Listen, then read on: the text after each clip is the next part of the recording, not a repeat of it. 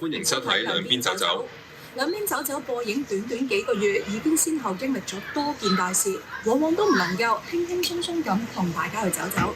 今個星期中國發生嘅兩單大新聞，全球聚焦關注。先係各地爆發反清零政策嘅示威，被外媒形容為白紙革命。然後喺星期三，官方公布前領導人江澤民嘅死訊。我哋今集就遠望神州，同大家拆解一下對中國舉足輕重嘅呢兩件事啊！自從11月25號新疆烏魯木齊發生咗場大火之後，中國多個省市都有民眾上街抗議當局嘅防疫政策。今次令人最驚訝嘅係，除咗地域上有至少19個省市自治區，包括埋首都北京在內，都出現示威之外，有部分嘅口號矛頭更加直指中共，甚至係最高領導人。舉起一張白紙，甚至一個手勢，都引起全國咁多人共鳴。有人形容呢種因為遭受壓迫嘅不滿係跨越唔同階層，對上一次可能已經係文革。好多嘅中國民眾經歷過八九民運，亦都見過2019年香港嘅社會運動。今次佢哋又點樣表達自己嘅不滿呢？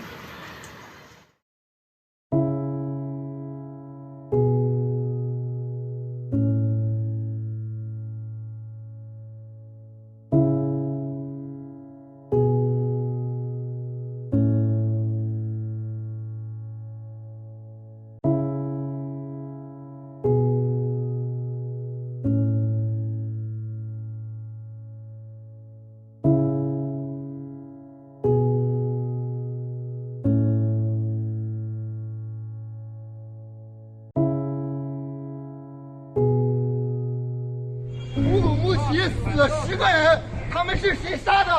我们大家心里都清楚。贵州大班27个人是怎么死的？我们都清楚，对不对？快回来！快回来！快回来！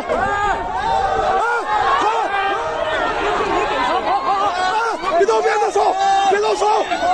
别动手！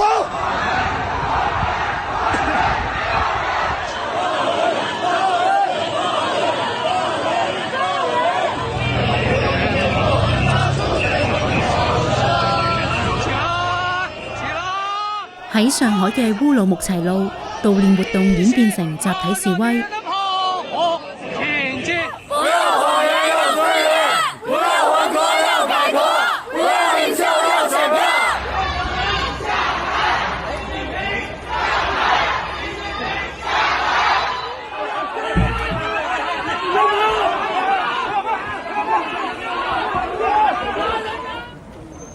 多人被帶走。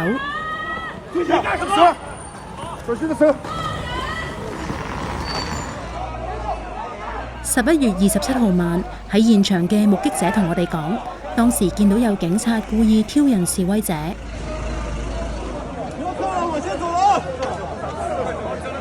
女警察會上去挑釁男生，然後推搡，就你好像對我動手了，然後旁邊的男警察就上去把這個人給架走。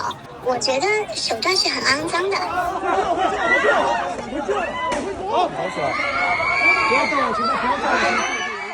很憤怒，很不怒。昨天警察說他們是在合法、合情、合理在執法。我當時很想問一下，到底是指的是什麼法？他們覺得他們就是法。把路牌給拆了。成為示威活動地標嘅烏魯木齊中路，路牌一度被連夜拆走，但係無阻示威浪潮蔓延到中國多地。喺廣州，高壓嘅防疫政策掀起激烈嘅警民衝突，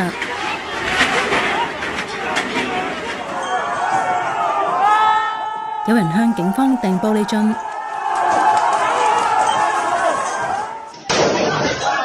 警方喺後巷發射催淚彈，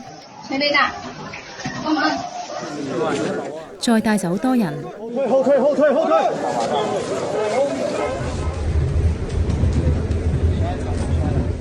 連日嚟，10幾個省市自治區都有民眾喺街頭集體舉起白紙。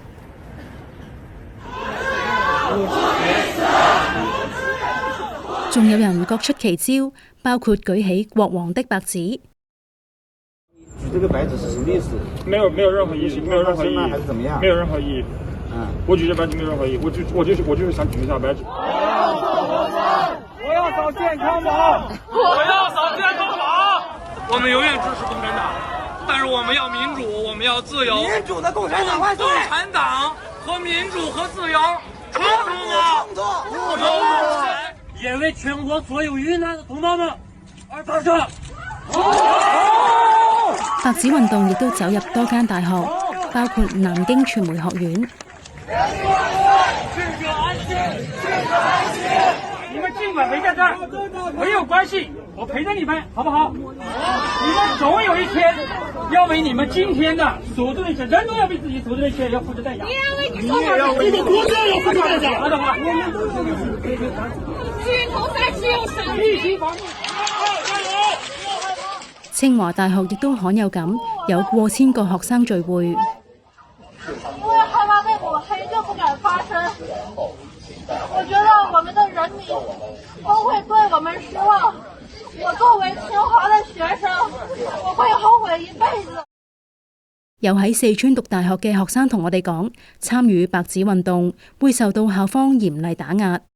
我學校有好幾個舉白紙的，然後還有一個做核酸的時候，在白紙上寫了字的那種，就是舉了標語，然後他就被學校的保安給拖走了。我是在廣東佛山，然後他們當地的教育局是包車把在廣州讀書的那些大學生，就是包車給接回來，然後廣州他們那邊已經是，我不知道是為了避免發生抗議活動，還是為了疫情什麼其他的原因，我聽說是提前放寒假了。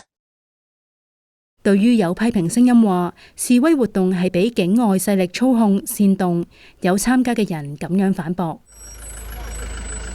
其實我在現場就能看到，現場有很多上海人。我為什麼在那邊喊口號，我要用當地的方言，我不用大家都能聽得到的普通話呢？國內就是，但這種話又特別有市場。這樣生物是多樣性的，就在這個國家有人，然後也有畜生，也有畜生不如的人。說這種話的人，可能就是後面兩類吧。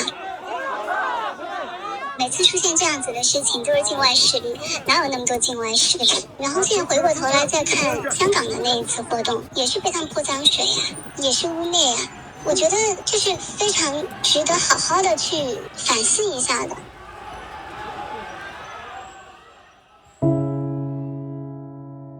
當時心裡的感受其實也就3個字，就苟活着。不自由，勿寧死。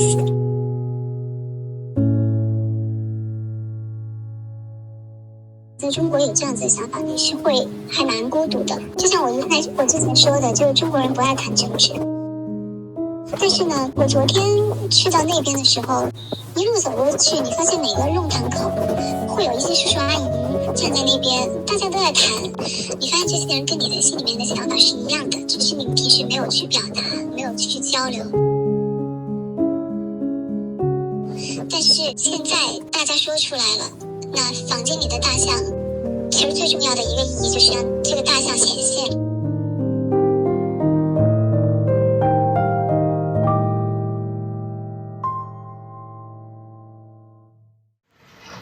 跳樓的是我，在翻側大班裏的是我，走路離開富士康的是我，凍死在路上的是我，幾個月沒有收入買不起菜包的是我，死於火災的是我。如果都不是我，那麼下次就是我。呢一類喺今次示威浪潮中湧現嘅抗議詩，可能都可以總結呢一場運動點解會出現。但係除咗一連串嘅悲劇同當局高壓嘅防疫政策，亦都有人開始質疑防疫背後嘅利益勾結。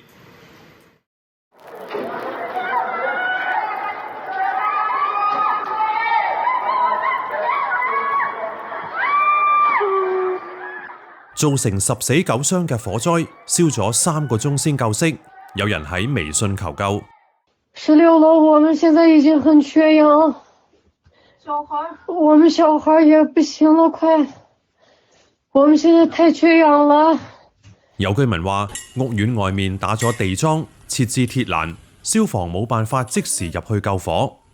猜的呢，那車還是得進來，它那個火還是沒有滅，好像又着起來了。另一個角度睇，消防車嘅水柱對唔正火燭嘅單位。封不上呀！呢場大火激起烏魯木齊民眾嘅憤怒，矛頭直指當局講大話。官方話屋苑係低風險區，居民可以自由活動。實際上屋苑係高風險地區。當局喺上星期一宣布實施3日嘅靜默管理，要求所有居民足不出戶。亦有人話大廈門口被鎖住咗，火燭嗰陣根本走唔到。結果佢哋選擇走上街頭。要求明天全面解放！解放！解放！解放！解放！为人民服务！为人民服务！冲啊！冲啊！我操！太牛了！太牛了！解放了！防疫政策累積嘅不滿並唔係一朝一夕間形成㗎，封控措施間接導致嘅意外同悲劇，今年不斷上演。9月中喺貴陽，一架轉送居民去隔離設施嘅巴士，凌晨喺高速公路翻側，造成27人死亡。多個地區不時傳出有人因為捱唔住長期封控，跳樓身亡。有大肚婆要經過屋苑職員層層上報，等咗4個鐘先去到醫院，最終流產。亦有父母喺網上提到，患病嘅仔女死於延誤治療。零星嘅街頭抗議相繼出現。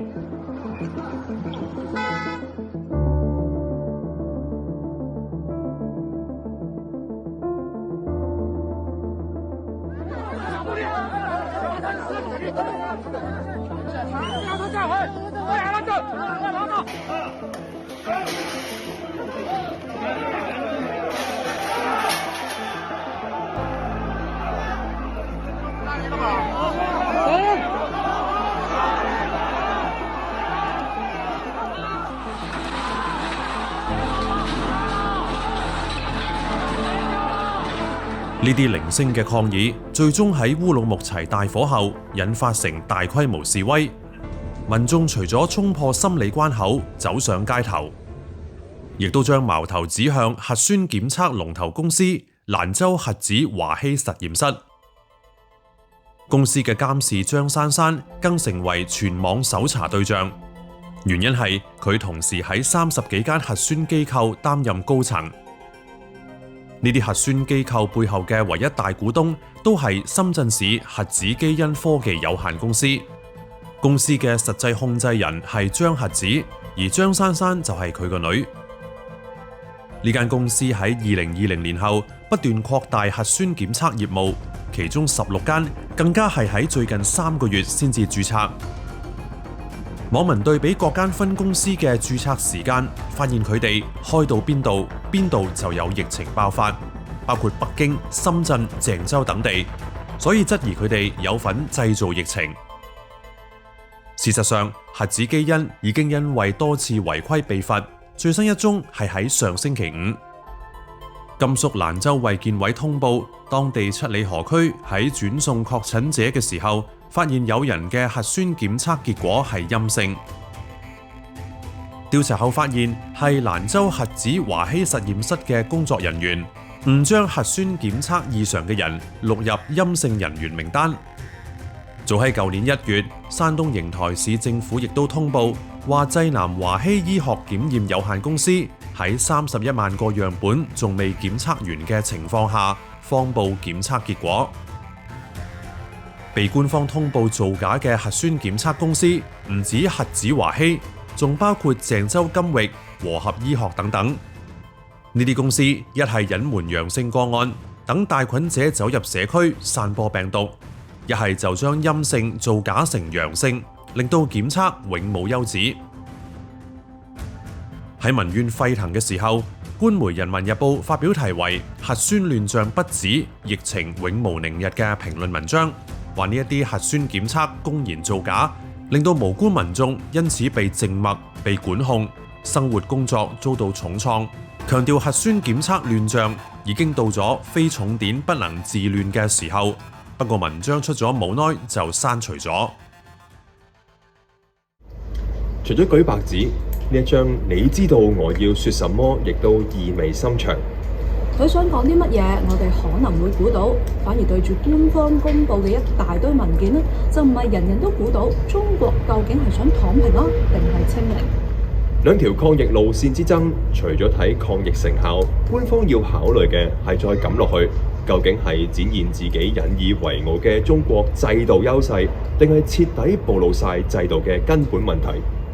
呢一個諗法仲牽涉到官方會點樣定性今次各地開花嘅示威。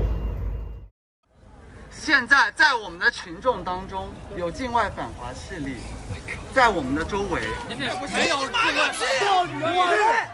我們都是中國人。你說的境外勢力是馬克思和恩格斯嗎？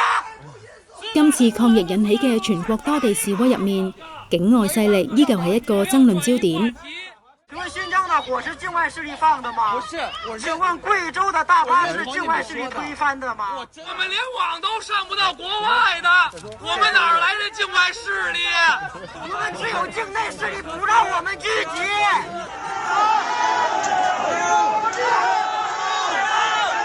有參與示威嘅人被帶走，但係目前未有官方消息話有人因為咁而被拘留或檢控。示威浪潮蔓延，香港亦都唔例外。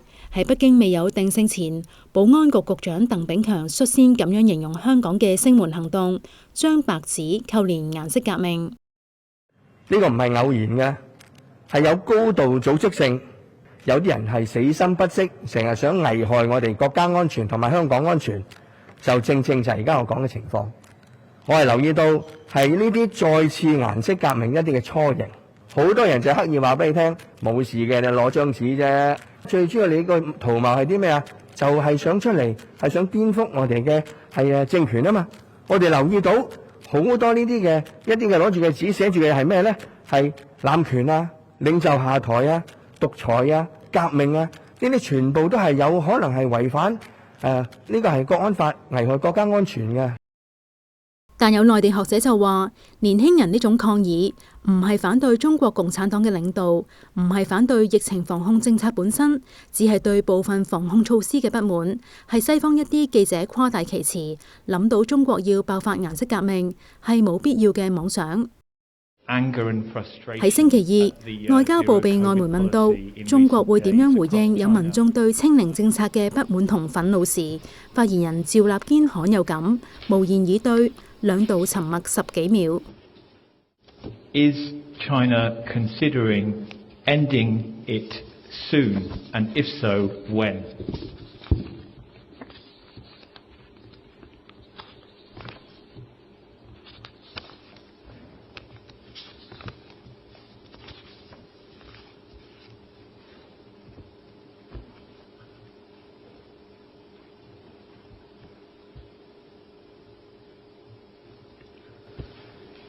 你談到的有關情況與事實不符。人民至上，不是防疫之上。11月11號，官方公布簡稱20條嘅防疫優化措施，一直到今個星期初，當局一時話強調堅持動態清零不動搖，一時又話要因時因勢優化措施。但呢20條就話到明，宗旨係要彰顯中國共產黨領導同中國社會主義制度嘅顯著優勢。但係呢個有顯著優勢嘅制度下，作為前線嘅居委會就被居民質疑封鎖屋苑係唔合法。如果居委會要出具一個限制大家人身自由的通知，它必須得到全小區同意，這才是基層群眾自治組織的合法程序，否則他那個通知那如果要禁止，必須是有公權力機構出具的合法性文件，才能夠限制我們的人身自由。但是居委會不是行政主體，就甚至令到公安對街道辦同居委會之間嘅關係有新嘅理解。这个居委会和这个街道办是上下级关系，不是，他俩不是一回事，他俩不是一回事。新疆大火之後，各地居民開始意識到被封鎖嘅問題所在，繼而提升到質疑制度同人民權利嘅層面，甚至有唔少人轉載國家憲法，互相提醒。第27條，一切國家機關和國家工作人員必須傾聽人民的意見和建議。面對社會嘅聲音，上海一度仲有文件提到要再加強措施，限制居民活動。之後官方強調禁止地方政府層層加碼，仲取締有問題嘅核酸檢測機構嚟回應民憤。星期一嘅時候，央視仲講緊要人民至上、生命至上，堅定不移外防輸入、內防反彈，動態清零。我哋要堂食，我哋要堂食。但到咗星期二同星期三，民眾期待嘅畫面終於出現。疫情發展冇特別轉向之下，廣州多個區星期三解封。回去上班，很高興，很興奮，真的是真的是真的，差點沒流眼淚。北京、鄭州等多個城市亦都解封，或者有限度解除咗強制每日檢測嘅措施，允許一啲確診者或者密切接觸者居家隔離。官方口徑亦都變成精準抗疫，強調推動防疫措施持續優化。我个人感觉，就是中国这种清零政策也差不多走到头了，因为原因很简单，就是说他们地方财政上受不了。那到现在为止，就是说地方政府其实也在softly 也在抵制中央政府的这个政策。示威者又會唔會面對秋後算賬？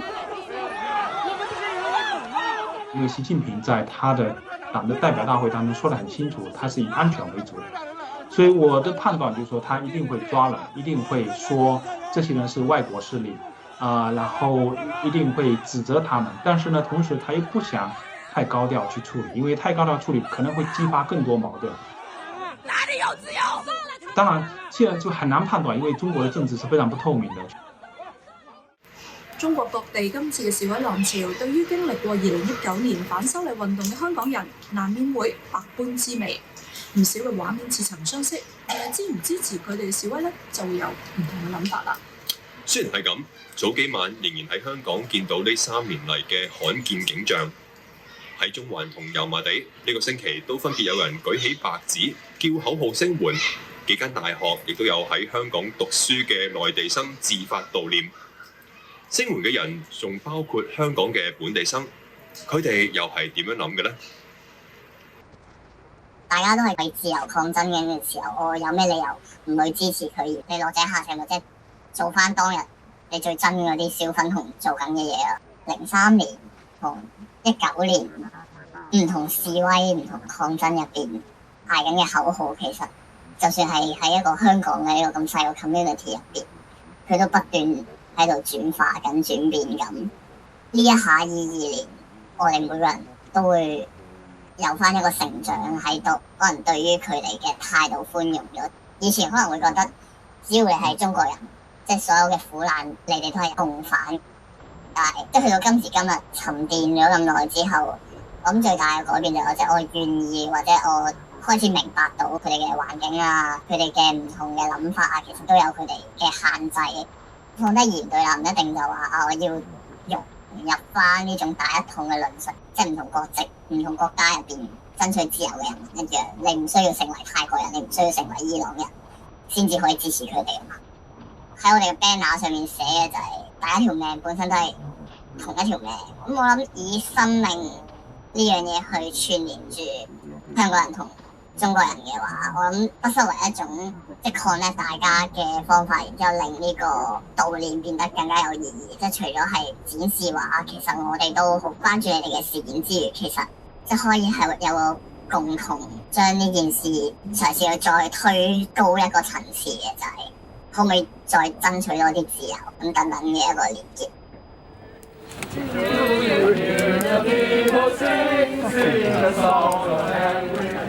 即係晚會嘅時候，其實有個記者就想拍低我同另一位中國嘅朋友嘅一個對話啦，咁佢就即刻耍手領頭就同佢哋講：喂，唔好啊！我屋企人喺中國境內入邊，我唔可以令到佢哋出事。即係你就咁聽到佢嘅話語入邊嗰種恐懼嘅聲線，其實你都可以明白到佢哋嘅處境係有幾咁危險，又或者佢嘅風險好大啊！佢都願意企出嚟，咁呢件事我諗係最令我動容。不要核酸，要自由！不要核酸，要自由！你都會見到有啲人喺度，你香港人就香港人啦，你唔好理咁多啊！你知中國人係永遠唔覺醒嘅，可能嗰班人就19年被傷害得最深嘅嗰一班人，所以先會講到，即係無法化解嗰種仇恨。今天只有燦爛的軀殼，迎接光輝歲月，風雨中抱緊自由。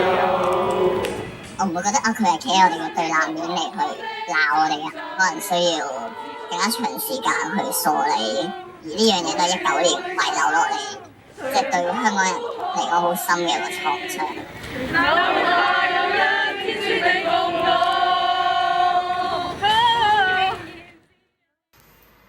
喺示威浪潮此起彼落之際，中國官方喺星期3宣布，前領導人江澤民因為白血病同器官衰竭離世，終年96歲。下個星期2會有追悼大會，但就唔會舉行遺體告別儀式。其實10幾年前開始，多次有消息話佢身體唔好，甚至傳出過死訊。佢最後一次公開露面已經係3年前嘅國慶70週年閱兵。周年個幾月之前嘅20大都唔見佢出席。8·9六四後接任中共總書記嘅江澤民帶領中國經濟步向國際市場，同時佢又大力打壓人權。佢功過歷史自有評價，但係佢嘅死訊公佈之後，有唔少中國人就公開懷念佢。呢種懷念又代表咗啲乜嘢呢？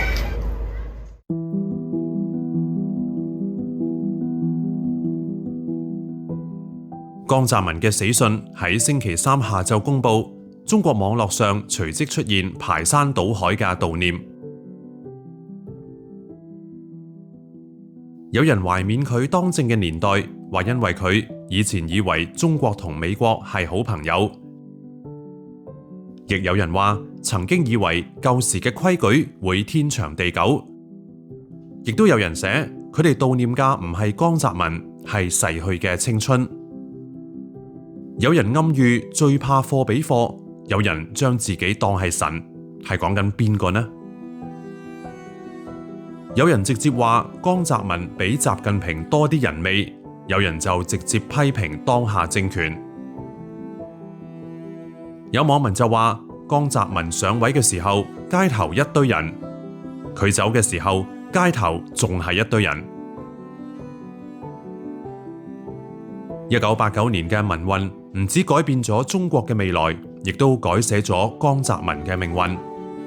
江澤民見證6四天安門鎮壓之後，就接替咗因為同情示威而被推落台嘅趙紫陽，出任中共中央總書記。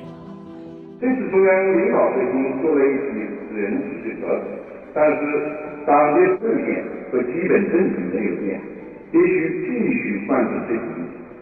在这个最基本的问题上，我要十分明确地讲2句话：一句是坚定不移，毫不动摇；一句是全面执行，一以贯之。江澤民年代，中國政治改革維持空白，但經濟上推行開放市場，國企要全面改革。熟悉英文、日文、俄文等多種語言嘅佢，高調現身國際舞台。江澤民主政13年期間，大力鎮壓有龐大組織力嘅法輪功，亦重點發展網絡嘅管制審查制度。他打壓最厲害的其實是法輪功所以我們有一段時間就是每天晚上都會看到 CCTV 的7點到7點半的在講法輪功。那個時候我的一個同事在開玩笑說法輪功沒有讓老百姓變瘋了，但是呢中央電視台的黃金節目每天晚上這樣播，反而讓老百姓覺得很討厭，就是覺得這個 propaganda machine 開得太大了。總的來說，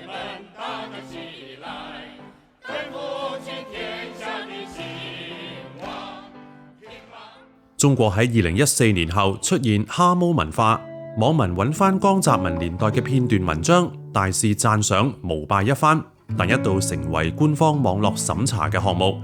吳木聯認為，隨住呢一波懷緬熱潮過去，連帶政治上嘅江氏勢力都會成為過去式。在這種集權體制底下，我相信老百姓表達情緒的這個都是很複雜的。多數人我相信就是包括我這個年代，就是曾經在江澤民年代生活過的人，特別是已經成年人，對江年代是有點好感，是有點懷念，而且會覺得一代不如一代。江派勢力確實是以前很大，甚至習近平本人是江派看中的人，所以才會被提拔。因為這個時候任何一個跟習近平不同的勢力的話，都是會構成對他的威脅，所以目前是沒有所謂的江派勢力的。只能說這個勢力應該是不存在，就成為歷史了。香港亦都有悼念江澤民嘅活動，中聯辦喺辦公樓擺放吊唁冊供人吊唁，特區政府亦都高調致哀，一眾官員、政府部門、公營機構以至主流媒體，全部都即日將社交媒體同埋網站換晒黑白色。香港呢個星期都有一單大新聞，就係特區政府喺終審法院判咗黎智英可以外聘英國大狀之後，決定向人大提請釋法。因為釋法關係，案件要阻延開審，事態會點樣發展，我哋會繼續留意住㗎。今集咧就先傾到呢度啦，希望下個禮拜可以輕輕鬆鬆同大家兩邊走走啦。拜拜。